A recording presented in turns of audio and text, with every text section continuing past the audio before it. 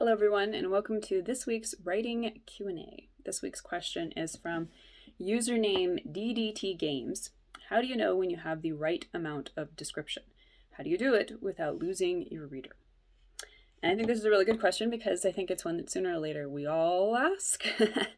And to some degree, it does depend, once again, on genre, because some genres, such as, say, literary or, like a really lengthy war epic, historical epic, something like that, will get away with and want more description than readers of, say, fast-paced genre fiction, such as maybe a romance or something like that.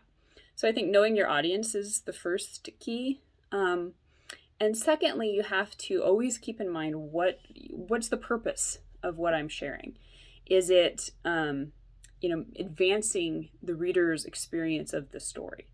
So is it something that they need to know in order to be oriented within the setting, to understand, where the character's at, what's happening, how the character is going to be interacting with the physical setting?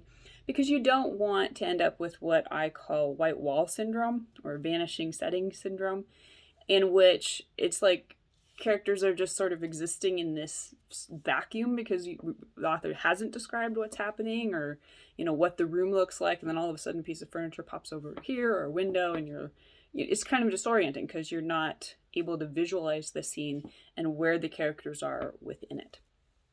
So that's the primary purpose of something like setting description, is just to make sure the reader is seeing what you're seeing and therefore understands or has a spatial understanding of where the characters would be within that setting. So they're not lost or confused and they can play the movie out within their own head. But at the same time, too much description, we have all read books like that where it's just like, okay, and we start skipping. Because at the end of the day, what our brains are telling us as readers in that situation is this information isn't giving me anything.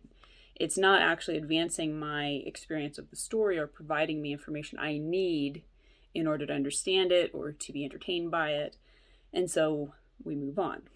Now, I think there are exceptions in that sometimes, setting descriptions are just so beautiful and evocative and poetic that we want to read them for their own sake. But that, I think, number one, I think a lot of writers can overestimate their skill in that and think, they're waxing really poetic about the setting and they think all readers are going to love this. And A, it may not be as good as you think it is. And B, again, is it a genre appropriate? Because a genre story isn't going to want paragraphs of setting description. They want to get back to the genre beats. That's what they're there for. And obviously there can be crossover when there is, really beautiful poetic language in a genre book that kind of just elevates it.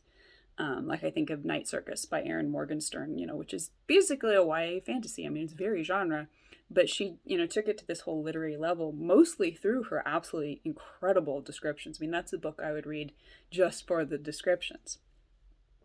But I think really, truly, it's a matter of practice. It's a matter of observing, what do you like in stories? Where do you have a tendency to skip? What actually informs your experience as a reader and makes you feel like you're, in the story, that it's coming to life for you, that's, very striking to you in a way that's personal, not just like, oh, wow, that person's a good writer and I want to be like them. But as a personal reader, like I'm affected by this and it's moved me and I want to move other readers in the same way. And then just ultimately, practicing with that, practicing in the writing of it and running it by beta readers. That's the ultimate test. You do the best you can and then you get some objective input to tell you, is this really as moving as I think it is? Is it really as pertinent to the story? Is it really as helpful to readers in orienting them within the setting? Or is it maybe, purple prose? Does it maybe go on a couple sentences too long? I think the general rule of thumb with description is shorter is better. But at the same time, like I say, you can underdo it so readers have no idea what's happening. So it's a balance. It's a balance of finding that sweet spot.